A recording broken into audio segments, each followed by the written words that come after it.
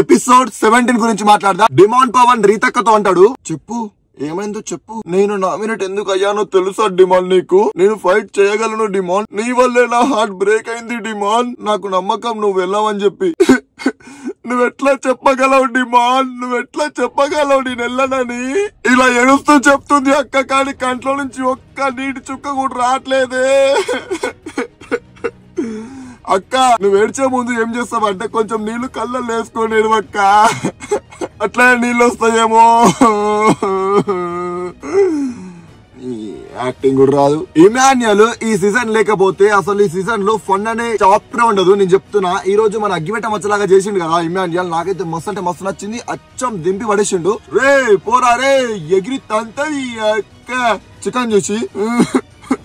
Big boss నాకు మా mummy గుర్తొస్తుంది. బిగ్ బాస్ మా ఫ్యామిలీ మొత్తం తినే వాళ్ళ. బిగ్ బాస్ ఏందక్క చికెన్ చూసి ఏడుస్తున్నావు, పవన్ ని చూసి ఏడుస్తున్నావు, కళ్యాణ్ చూసి ఏడుస్తున్నావు, నన్ను కూడా చూసి ఏడవక్క కొంచెం.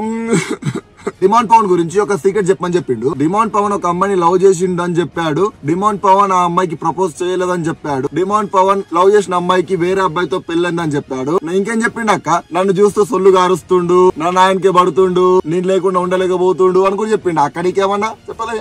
అయ్యో చెప్పాల్సిందే. ప్లేట్ లేపి స్మెల్ చూడండి అంటే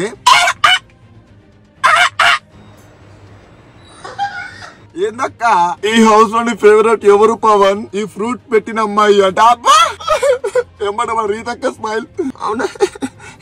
భరణి గారు ఈ రోజు ఒక డైలాగ్ చెప్పిండా. బాబా ఏమని చెప్పిండా, క్రేజీ. నేను కూడా చెప్తా, ట్రై చేస్తా. నిత్యం విష్ణు సహస్రనామ ప్రతిధ్వనులతో విరజిల్లుతూ దుర్భేజమైన గరుడ రక్షము ఉన్న హరినగరము చుట్టుపక్కల నాగుల మునిక లేకుండా చేసిన ఈ గర్డ వంశాధిపతి విరాట్.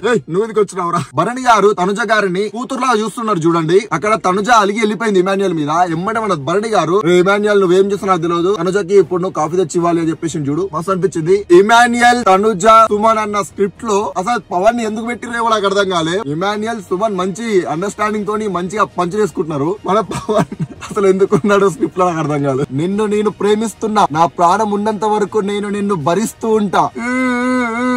ఒరే దుర్మార్గుడా, అమాస్య నాడు పుట్టినోడా, ఫ్రెండ్స్ ని ఎలా మర్చిపోతావురా? Love తర్వాతేరా friends. ఈ రోజు పాపం మొత్తం అందరు కంటెస్టెంట్స్ ని చూస్తే మస్తు బాగా అనిపించింది. లైక్ వాళ్ళ ఫ్యామిలీ నుంచి వస్తున్నాయి కదా వస్తువులు అవన్నీ. ఇమాన్యుయల్ ని, తనుజని, ప్రియని చూస్తే నాకు మస్తు బాగా, అండ్ ఎస్పెషల్లీ మన రాము రాథోడ్, వీళ్ళు నలుగురిని చూస్తే నాకు మస్తు బాగా అనిపించింది. ఈ రోజు ఎపిసోడ్ అయితే సూపర్.